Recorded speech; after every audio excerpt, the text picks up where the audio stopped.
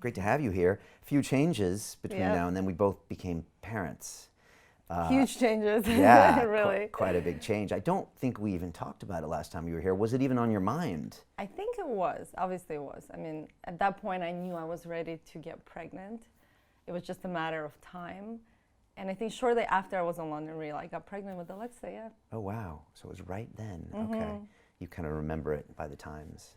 Yeah, definitely. And what can you tell us now that you're on the other side? Oh my God, it's such a massive life change having a child. I never took it lightly, and I think that's why it took Alex and I 6 years of marriage to make a decision. Well, actually more me, not so much Alex, because as soon as we got financially successful, Alex was like, babe, whenever you want to have a baby, let's just go for it. But I just knew from observing other parents, or even myself being a child and my parents, how much they had to struggle and work and the dedication it takes to raise a human being, I knew that I have to feel ready. I never wanted to be in a situation where it happens and I resent a child because I'm not ready. Right. So I definitely was very careful for that to happen only when I would be mentally, emotionally prepared to give to this human being. And then I was so grateful that I got pregnant because so many people struggle nowadays even to get pregnant. So it's a huge blessing. I got pregnant, I had a healthy child, and it's been an amazing experience, but definitely life-changing because the biggest shift that happens when you have a child is that you live your whole life where you're the center of the world.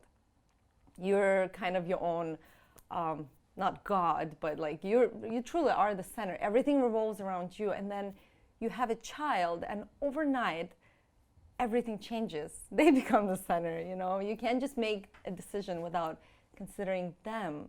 Of course you could, obviously, but I feel like most parents don't.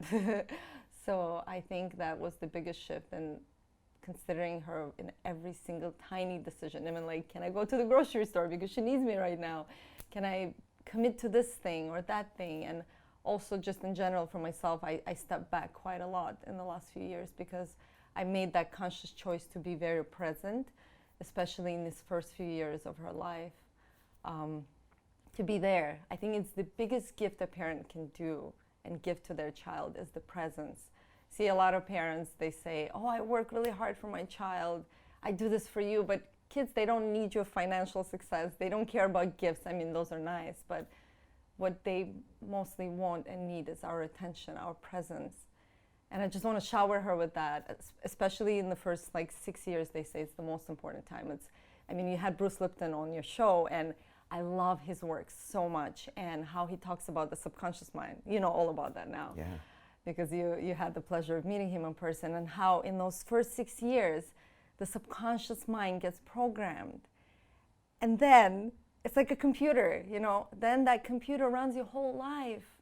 And anytime I share this information, by the way, with anyone, those people say, this is so unfair, but we don't get to choose what gets programmed. Exactly.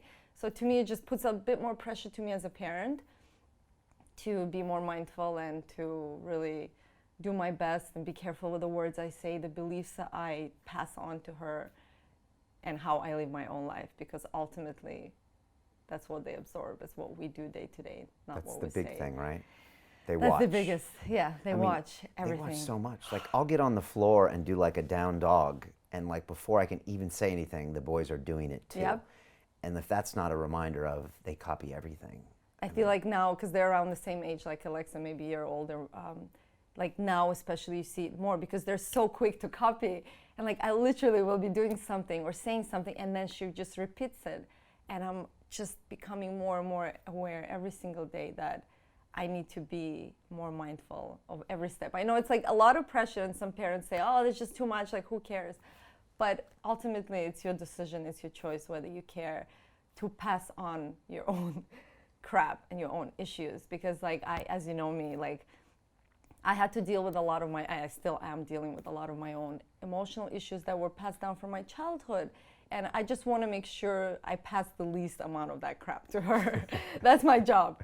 It's just allow her to be her and not pass down my own limiting fears, limiting beliefs, and all of those things. But it takes a lot of conscious thinking now to pass that down. Are there certain things that you really go out of your way to just make sure that she doesn't kind of hear or see or believe that maybe mainstream London does believe? Are there things where you're like, you know what, I'm going to make sure that, you know, It's not not that. even those things. I'd say it's even more like the little things. Okay. Like, for example, I never say no to her. It doesn't mean I allow her to do everything. It's just how I rephrase things. I say, instead of saying no, you can't do that, I say, I can't let you. So it's just rephrasing things and then allowing her also to try and fail. For example, when she was learning how to walk, I would just let her like go at it. If she tried to hold my hand, of course I would support her. But if I saw her like trying to hold on to something and I know she's gonna fall, I wouldn't rush out there to like save her. I would let her fall. Like, it's okay, she'll fall, she'll get up, she'll learn.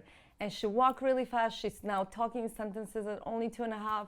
And I truly believe, of course she's her own person, but a lot of it has to be with me just allowing her space and allowing her to like solve her own issues. Even as she's playing with her little toys or doing something, I'm not rushing in to like do it for her. So many parents do that because I'm paying attention now. I'm around other parents.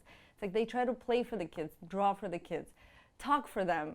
And I just step back and I just try to be more quiet and allow her to be and just observe and reflect what she is to her. Okay. If that makes sense. Yeah, interesting about that. Don't say no. Yeah. One of my guests, Dan Pena, the $50 billion man, his mom did the same thing. She read Dr. Really? Spock. I think Dr. Spock said that, the Oh. whole book. And so Really? No, I don't know about that. I'm gonna look into it. she actually held him until he was like 3 years old because him. the floors she thought were dirty. And so I think he actually could never actually walk correctly, but she also never said no to him. And he believes that's what built his self-esteem to So where now interesting. it's at this almost kind of scary level of self-esteem that he has.